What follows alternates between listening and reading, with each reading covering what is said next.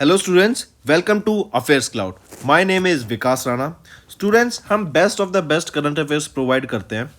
आप हमारी application career cloud को जाके चेक कर सकते हैं, जहां पर आप इजीली आपको वेरियस कोर्सेज देखने को मिलेंगे, क्विजेज अटेम्प्ट करने को मिलेंगी, पीडीएफ्स मिलेंगी जो कि आपकी प्रिपरेशन में बहुत ज़्यादा हेल्प करने वाली हैं। हमारा जो सेशन है, हमारा जो कोर्सेज है, ये क्यों टॉप नॉच रहते हैं? क्योंकि जो हमारी एप्लीकेशंस हैं, हम यहाँ को वेराइटी ऑफ क्वेश्चंस प्रोवाइड करते हैं, वेराइटी ऑफ नोट्स प्रोवाइड करते हैं, जहां पर आपको कंटेंट मिलेगा both Hindi as well as English में।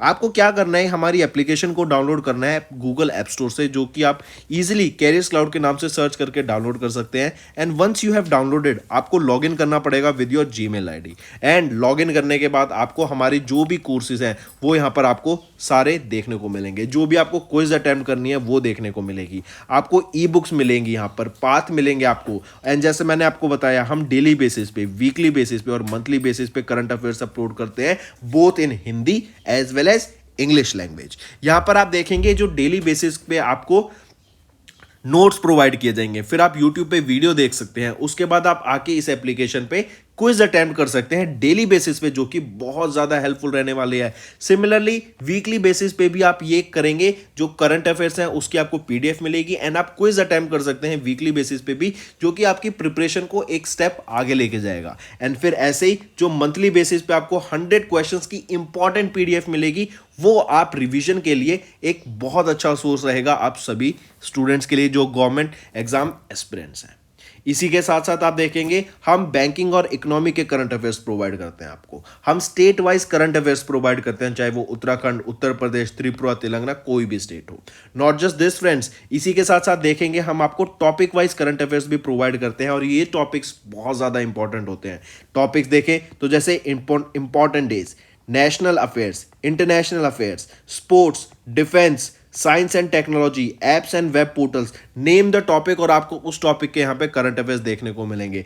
जो भी गवर्नमेंट स्कीम्स लॉन्च की जाती हैं, जो भी एमओयू साइंस किए जाते हैं, जो भी इंडेक्सेस एंड रिपोर्ट्स आती हैं, वो सारी हमारे द्वारा कवर की जाती हैं, ताकि स्टूडेंट को one of the best experience मिल सके करंट अफेयर्स का, और उनको इधर उधर ढूंढना ना पड़े कंटेंट, जहां पर हम आपको सारा कंटेंट एक ही जगह पे प्रोवाइड करा देते। हेलो एवरीवन, कैसे हैं आप सब? आई होप आप सब अच्छे होंगे। तो दोस्तों, आज की वीडियो में आपको बहुत कुछ सीखने को मिलेगा। आज की वीडियो में हम 2 मार्च के करंट अफेयर्स डिस्कस करेंगे। काफ़ी इंपॉर्टेंट सेशन रहेगा, एंड तक बने रहिएगा। चलिए स्टार्ट करें। सबसे पहले हम बात करेंगे, फाइनेंस मिनिस्ट्री के द्वारा अभी जो जीएसटी रेट्स है वो कुछ प्रोडक्ट्स के चेंज कर दिए गए हैं। उन प्रोडक्ट्स के नाम बताओ।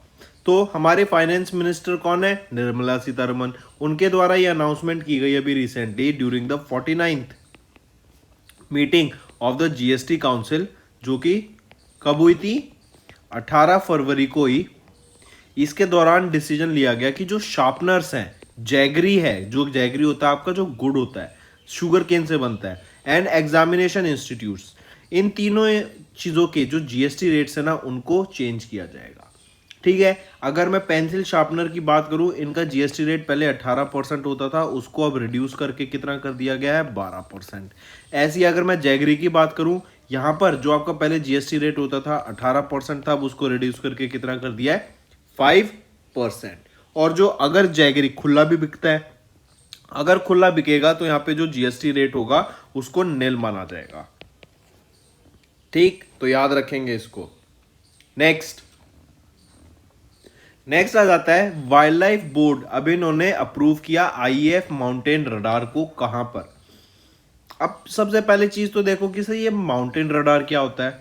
माउंटेन रडार होता है सर्वेलेंस के लिए। अब आप देखते हैं चाइना इंडिया पे कितनी ज़्यादा एग्रेसिव मूव रहता है कि कहीं से एंटर कर जाता है, कभी वो अपने कहीं पे घर बना लेता है, कभी वो देख रहे हैं किसी रिवर के साथ में, कभी अपना कुछ उन्होंने इस्टेब्लिशमेंट खड़ा कर लिया। तो ऐसे ही उन पे मॉनिटर करने के लिए फिर पाकिस्तान की तरफ से भी आप देखते हैं कि हमें मॉनिटरिंग की बहुत ज़्यादा ज़रूरत रहती है, सर्वेलेंस की ज़रूरत रहती है। कभी उधर से कोई ड्रोन आ जाता है इंडिया की तरफ, कभी वहाँ से हम देख रहे हैं टेररिस्ट इंडिया में एंटर कर रहे हैं। तो इन चीज़ों की ध्यान रखते हुए इंडिया की प्रोटेक्शन के लिए हमें कहीं ना कहीं एक रडार की ज़रूरत है, जो कि और एक बेटर एरिया को कवर कर पाएगा। तो सिमिलर टाइप का एक माउंटेन रडार सेटअप करने की बात की गई इंडियन आर्म फोर्स ने, और इनका इंडियन आर्म फोर्स का एक 500 हेक्टेयर का इनका खुद का एक बेस सेटअप किया जा रहा है इसके पास ही में। तो पूछा जा रहा है कि अभी recently national board of wild life के द्वारा एक इंडियन एयरफोर्स का माउंटेन रडार अप्रूव किया गया है। कहां पर? तो ये कहां अप्रूव किया गया है? तो ये आपका अप्रूव किया गया है लद्दाख में। ठीक है, in union territory Ladakh he approve किया गया ताकि जो ट्राई जंक्शन है इंडिया, चाइना एंड भूटान, इनकी जगह को मॉनिटर किया जा सके। चलिए नेक्स्ट पे आते हैं। नेक्स्ट हम बात करते हैं अभी किस स्टेट में will be setting up India's first governmental mother milk bank. काफी इंपॉर्टेंट। क्यों? हम देखते हैं कि जो बच्चे होते हैं ना, बच्चे को अपनी माँ के दूध से ही जो न्यूट्रिशनल वैल्यूज होती हैं वो मिलती हैं। जब वो ग्रो हो रहा होता है, जब वो छोटा होता है और वो बढ़ रहा होता है, अपनी ग्रोथ दिखा रहा होता है, तब जो मदर का मिल्क होता है ना, it is one of the most nutrition food, या फिर it is one of the most nutrition item a small baby can have. तो छोटे बच्चे को सबसे इंपॉर्टेंट चीज वही रहती है, मदर का मिल्क। लेकिन अगर फॉर एग्जाम्पल किसी केस में मदर की डेथ हो जाती है और बच्चे को जो न्यूट्रिशनल मिल्क है वो नहीं मिल पाता, उस केस में क्या होगा? तो वो वहां पर उनको आर्टिफिशियल मिल्क दिया जाता है, आर्टिफिशियल फूड्स दिए जाते हैं, या फिर उस बच्चे को वो न्यूट्रिशन रिक्वायरमेंट नहीं हो पाती है। तो ऐसे ही बच्चों की हेल्प करने के लिए जिनकी मदर की डेथ हो गई थी, एक इंडिया का पहला government mother milk bank setup किया गया, जहां पर जो दूसरी मदर हैं, जो लैक्टेटिंग मदर्स हैं, वो अपने मिल्क को डोनेट कर सकती हैं। ठीक है, उनका एक जैसे आप ब्लड होता है, आप ब्लड को डोनेट करते हैं, एक ब्लड बैंक सेटअप किया जाता है कि कभी भी अगर किसी व्यक्ति को उस ब्लड की रिक्वायरमेंट है तो वो ब्लड बैंक से कांटेक्ट करता है। सिमिलरली अगर किसी बच्चे को दूध की जरूरत पड़ती है, माँ के दूध की, तो वो इस मदर मिल्क बैंक पे कांटेक्ट कर पाएगा easily to get this milk. ठीक है, क्योंकि माँ के दूध में सबसे ज्यादा न्यूट्रिशन माना जाता है। ऑलराइट, तो कौन सी जगह पे, कौन सी स्टेट में ये आपका मदर मिल्क बैंक सेटअप करने की बात की गई? तो उत्तराखंड में ये मदर मिल्क बैंक सेटअप करने की बात की गई, जो फर्स्ट ऑफ इन इंडिया होने वाला है। ठीक, काफी इंपॉर्टेंट, याद रखेंगे। ये जो अनाउंसमेंट है, this was made by the Uttarakhand health minister doctor Dhan Singh Rawat के द्वारा इस न्यूज की अनाउंसमेंट की गई। ठीक है, और जो लैक्टेटिंग वीमेन है, they will be able to donate milk in this bank. अगर मैं मोर्टेलिटी रेट की बात करूं, इन्फेंट मोर्टेलिटी रेट, ये थर्ड हाईएस्ट मोर्टेलिटी रेट आ जाता है among the states in Uttarakhand. फिर यहां पर बात करें तो इन्फेंट मोर्टेलिटी रेट क्या है? 27 डेथ्स पर 1000 लाइव बर्थ्स। और ये जो इनिशिएटिव है कि मदर मिल्क बैंक सेटअप करने का, ये वन ऑफ द एक इनिशिएटिव रहेगा कि जहां से जो इन्फेंट मोर्टेलिटी रेट है उसको रिड्यूस करने में ये काम करेगा। अगर मैं उत्तराखंड के चीफ मिनिस्टर की बात करूं, कौन रहेंगे? पुष्कर सिंह धामी। गवर्नर कौन है? गुरमीत सिंह। यहां पर अगर मैं बात करूं, एस्कट वाइल्ड लाइफ सेंचुरी भी आपकी यहीं पर लोकेटेड रहेगी, और जिम कॉर्बेट नेशनल पार्क, ये भी आपका कहां पर है? उत्तराखंड में। चलिए नेक्स्ट पे आते हैं। नेक्स्ट हम बात करते हैं वैभव फेलोशिप स्कीम की। अभी आप देख रहे हैं कि जो इंडिया के स्टूडेंट्स हैं, बल्कि लॉकडाउन के बाद जो कोविड-19 हुआ उसके बाद आपने ये ज्यादा देखा कि बच्चों को आजकल बाहर पढ़ना ज्यादा पसंद आता है। वो अपनी ग्रेजुएशन इंडिया में करते हैं, और ग्रेजुएशन के बाद जो मास्टर्स उन्हें करनी होती है, या पीएचडी करनी होती है, या किसी भी फील्ड में उनको अपनी पोस्ट ग्रेजुएशन लेनी होती है, तो वो ट्राई करते हैं कि किसी फॉरेन कंट्री में जाके हम पढ़ सकें। ठीक है, बाहर वो पढ़ना चाहते हैं, इंडिया में वो अपनी एजुकेशन बहुत कम कर रहे हैं। ये बहुत ज़्यादा ट्रेंड चल गया है। ऑलराइट, इवन आप देखेंगे जो पिछले 4-5 सालों में, अगर आप देखेंगे कोविड के बाद से जो बच्चे बाहर पढ़ने गए हैं, उनकी जो संख्या है, उनका जो नंबर है, वो बहुत ही ज़्यादा रहेगा। तो सिमिलरली अभी on the occasion of national science day, जो कि कब ऑब्जर्व किया जाता है? 28 फरवरी को नेशनल साइंस डे ऑब्जर्व करते हैं। किन की मेमोरी में? सीवी रमन सर की मेमोरी में, क्योंकि सीवी रमन सर ने ही आपका स्कैटरिंग इफेक्ट को डिस्कवर किया था, और इसको रमन इफेक्ट बोला जाता है। ठीक है, उनको ऑनर करने के लिए हम नेशनल साइंस डे ऑब्जर्व करते हैं 28 फरवरी को। 28 फरवरी को ही डॉक्टर जितेंद्र सिंह के द्वारा वैभव फेलोशिप स्कीम लॉन्च की गई थी, ताकि जो इंडियन डायस्पोरा बाहर है उसको रिसर्च एंड डेवलपमेंट करने में एक बेनिफिट मिल सके, उनको और बेटर बाकी इंस्टीट्यूशन के साथ कोलैबोरेट करके रिसर्च एंड डेवलपमेंट की ये एक अपॉर्चुनिटी प्रोवाइड कराने के लिए ही ये वैभव फेलोशिप लॉन्च की गई थी। कुछ कंडीशंस रहती हैं इसके लिए कि जो एप्लीकेंट है वो एनआरआई होना चाहिए, पर्सन ऑफ इंडियन ओरिजिन होना चाहिए, ओवरसीज और N overseas citizen of India, must have obtained doctorate of or doctor of philosophy PhD, master of science from a recognized university। ठीक है, तो ये आपको याद होना चाहिए। वैभव फेलोशिप स्कीम किसके लिए, रिसर्च पर्पस के लिए लॉन्च की गई थी। किन के लिए लॉन्च की गई थी, इंडियन डायस्पोरा के लिए जो बाहर है उनके लिए लॉन्च की गई थी। ठीक, और किस मिनिस्ट्री के द्वारा, ministry of science and technology के द्वारा।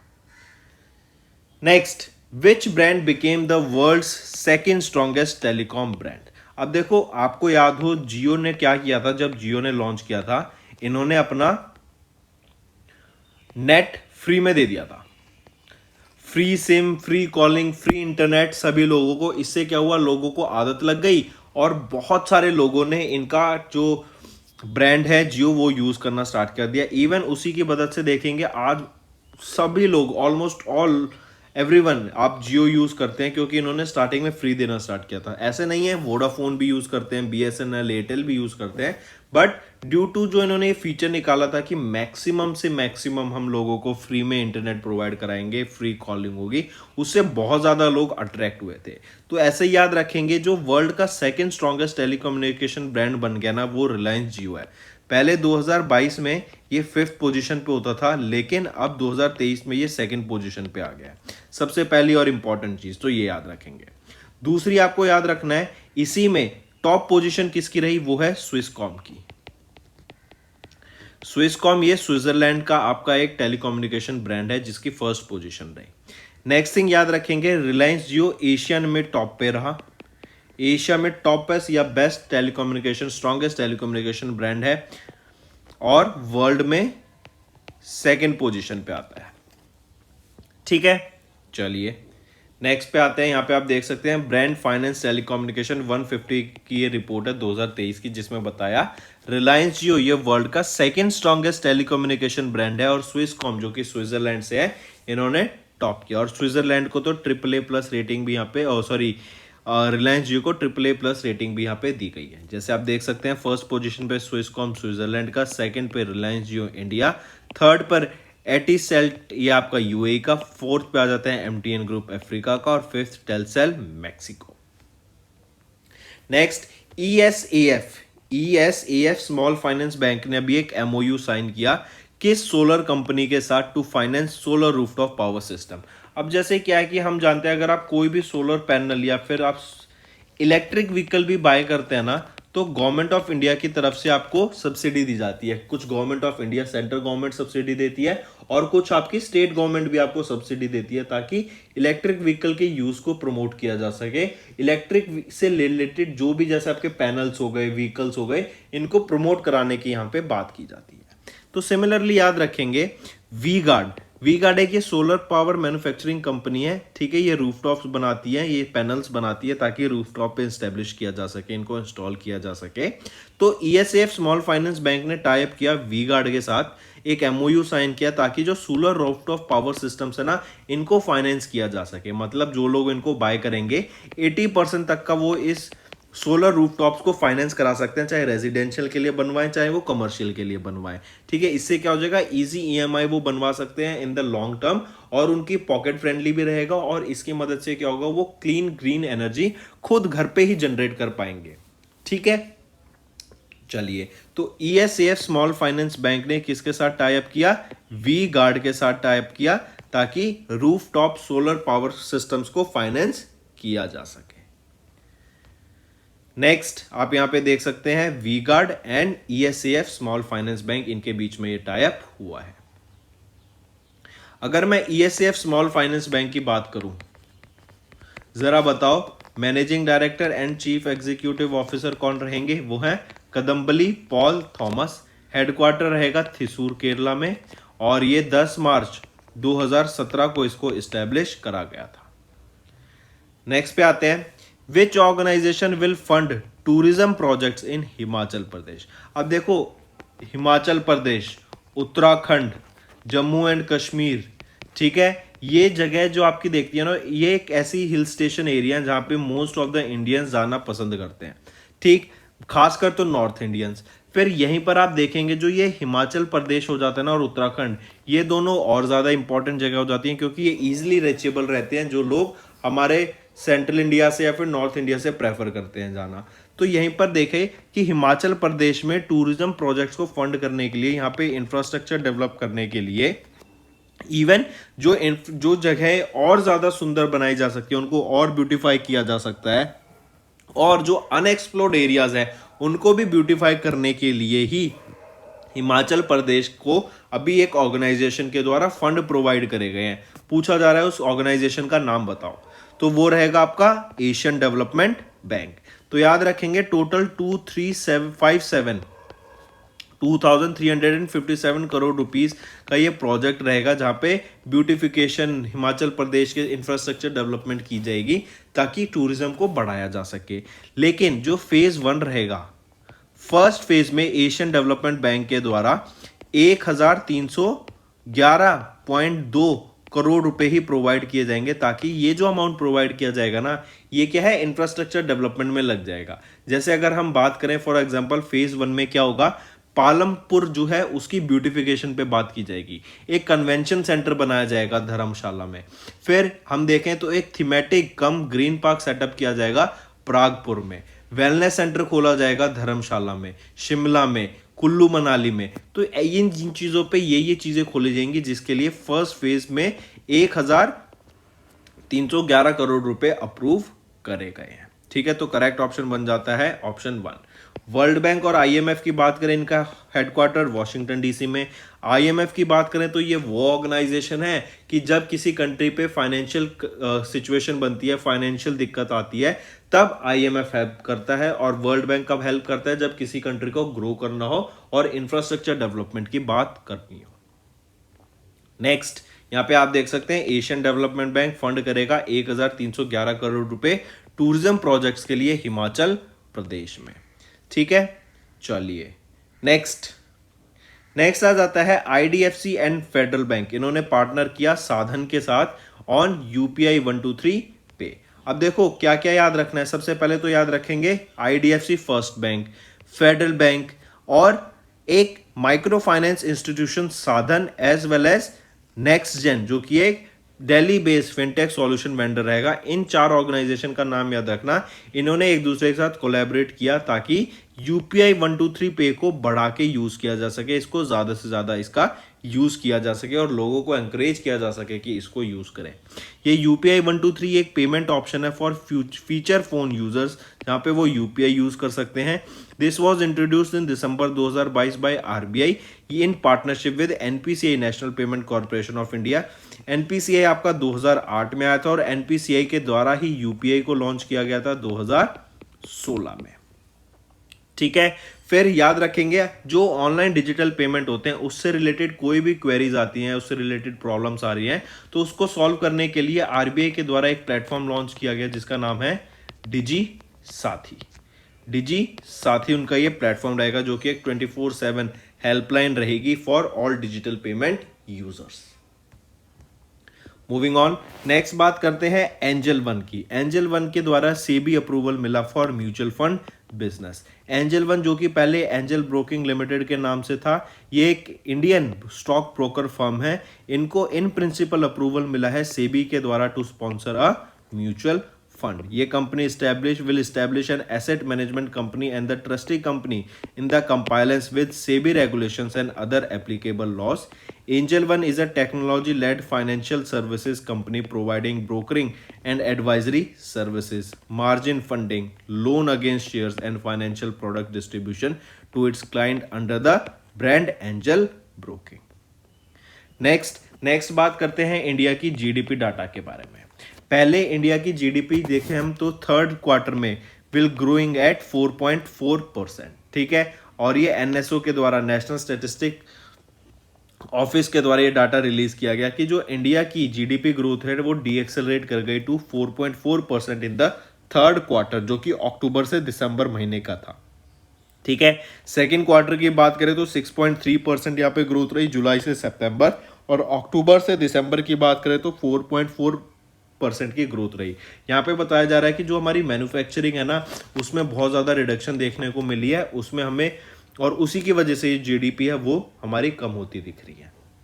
इसी के साथ साथ अगर आपकी इससे बात करूं मैं मूडी की, Moody global macro outlook report release की गई जिसमें बताया गया, मूडी ने पहले इंडिया की जो जीडीपी ग्रोथ रेट प्रोजेक्ट की थी ना, वो प्रोजेक्ट की थी कि इंडिया ग्रो करेगा in the for the year 23-24 around कितने परसेंट से, 4.8% से, लेकिन अब इस ग्रोथ को बढ़ा के इन्होंने मूडी के द्वारा कर दिया 5.5%। यहीं पे अगर मैं बात करूं 2024 में इंडिया कितने परसेंट से ग्रो करेगा, तो 5.5% से, यहाँ पे 6.5% से यहाँ पे ग्रो करने की बात की गई।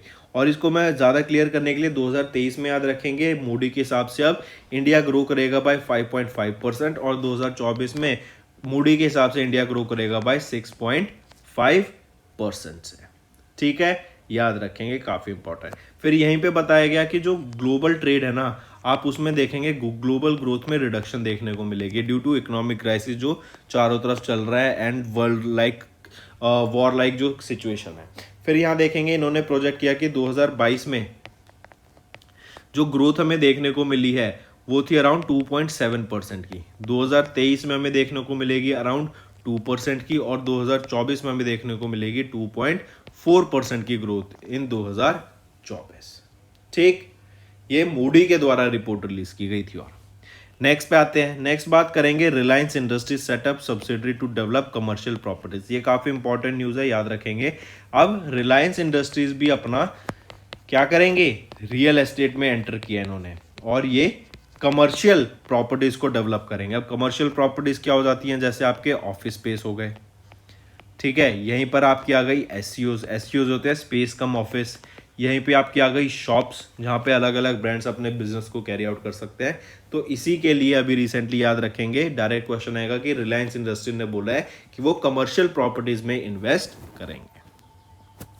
मूविंग ऑन, नेक्स्ट बात करते हैं, इंडिया ने अभी जीएसएमए गवर्नमेंट लीडरशिप अवार्ड 2023 को जीत लिया है during MWC in Barcelona Spain. I repeat, India ने अभी recently GSMA government leadership award 2023 को जीत लिया है ड्यूरिंग एमडब्ल्यूसी, जो कि है मोबाइल वर्ल्ड कांग्रेस, जहां पे जो कहां पे हुई थी, बार्सिलोना स्पेन में।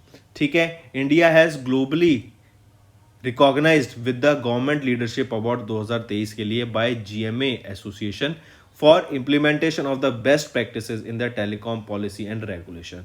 कि मतलब टेलीकॉम पॉलिसी और रेगुलेशन में इंडिया बेस्ट कंट्री इमर्ज करके आया है इन द वर्ल्ड। तो इंपॉर्टेंट है, याद रखेंगे।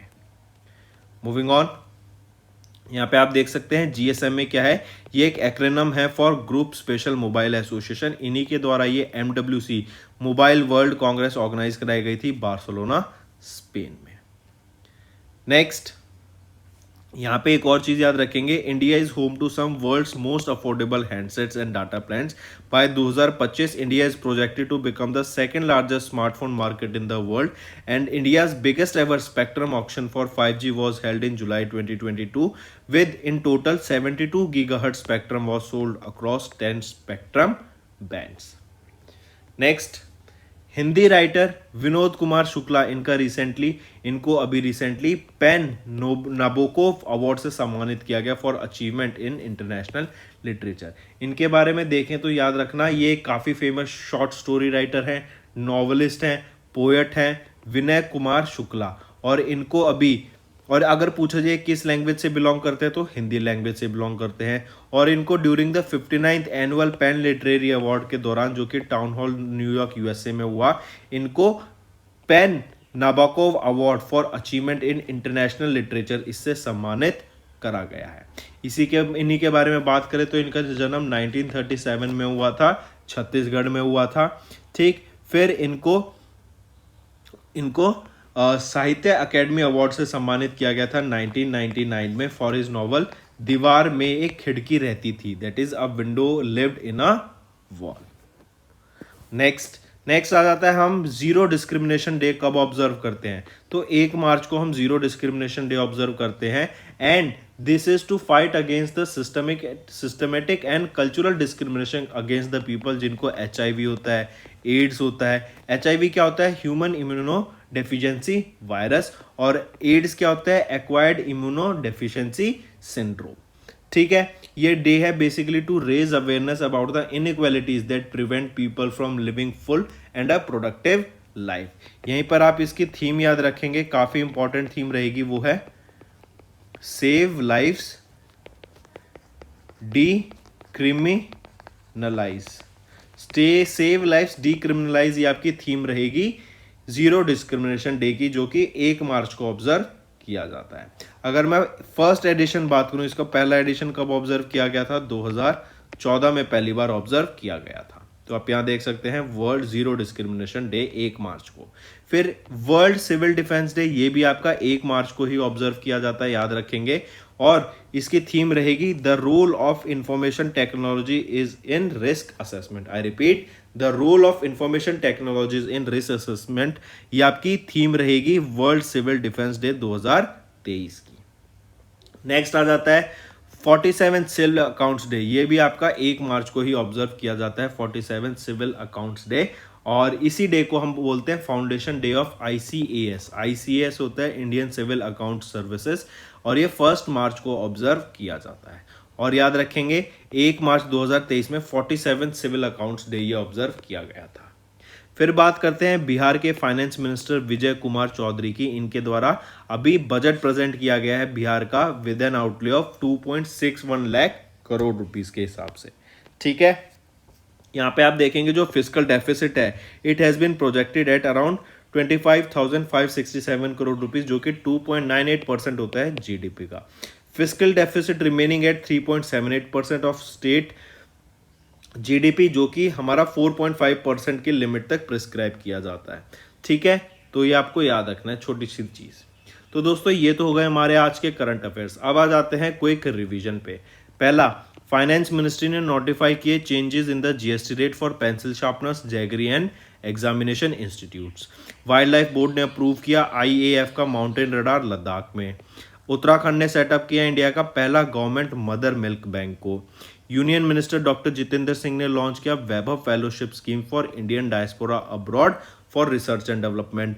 ब्रांड फाइनेंस टेलीकॉम्स 150 2023 की बात करें तो रिलायंस जियो वो वर्ल्ड का सेकंड स्ट्रॉन्गेस्ट टेलीकॉम ब्रांड बन गया एंड स्विसकॉम टॉप ब्रांड बन गया सबसे। RBI डाटा की बात करें तो retail trade and NBFC drives credit growth in services.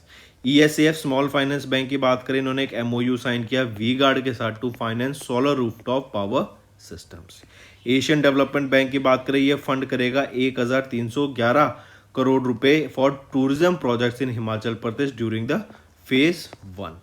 IDFC and federal bank, इन्होंने पार्टनर किया साधन के साथ ऑन UPI 123 पे। नेक्स्ट आ जाता है एंजल वन, इन्होंने रिसीव किया सेबी अप्रूवल को for mutual fund businesses. India की GDP grows at 4.4% in the third quarter of physical year 23 as per NSO।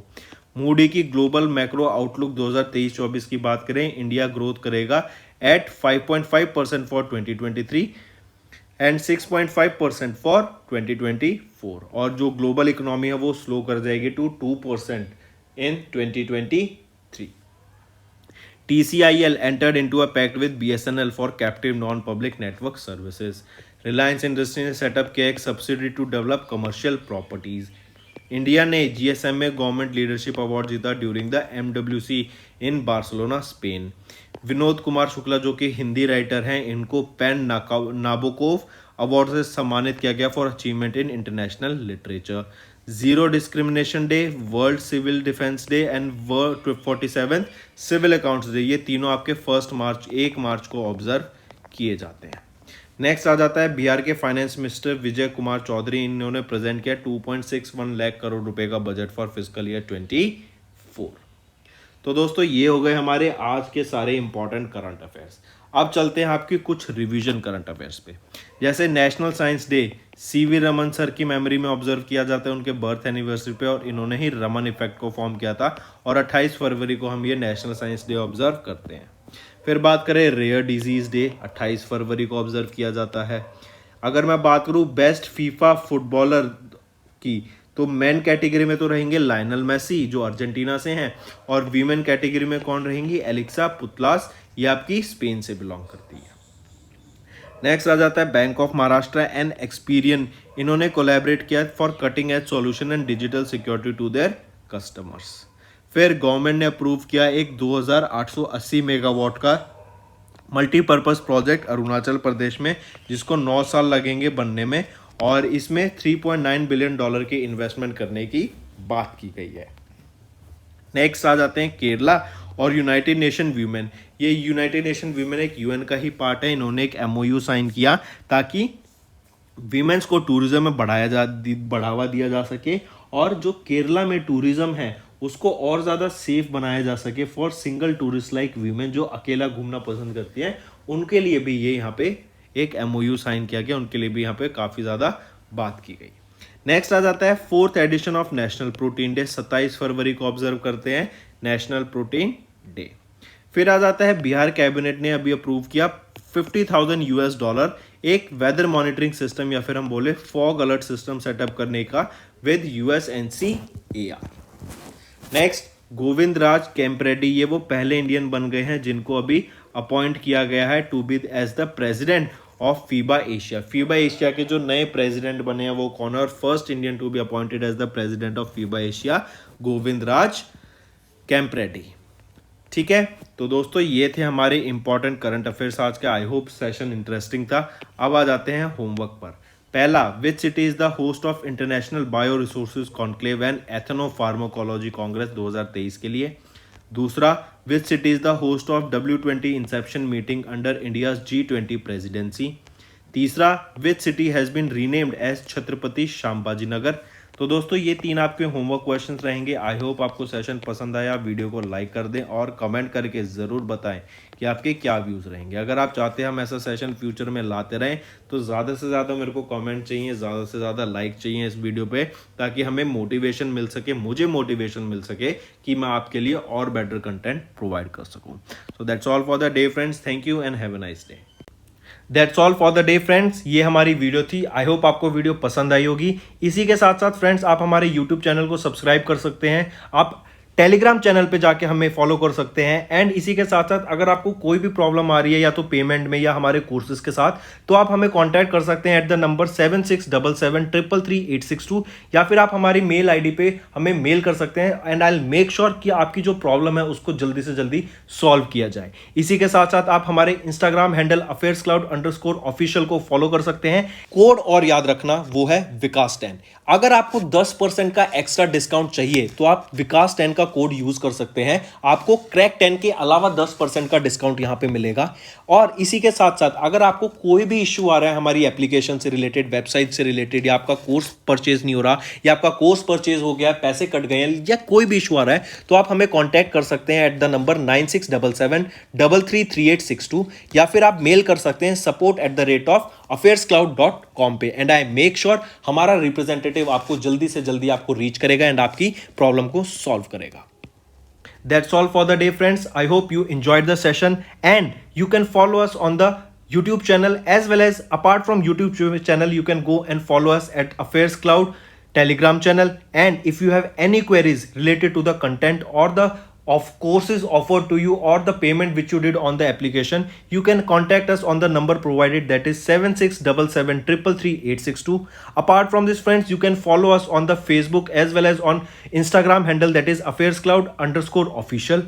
In the end friends, if you use a code that is Vikas10, you will be getting an additional extra 10% discount by using this code Vikas10. Also, if you have any problem regarding the course purchase, any problem regarding to our application, you can contact us on the mobile number, that is 9677333862. And if you want to mail us, you can also mail us on support@affairscloud.com, and I assure you that our representative from us will be contacting you soon and resolving your issue.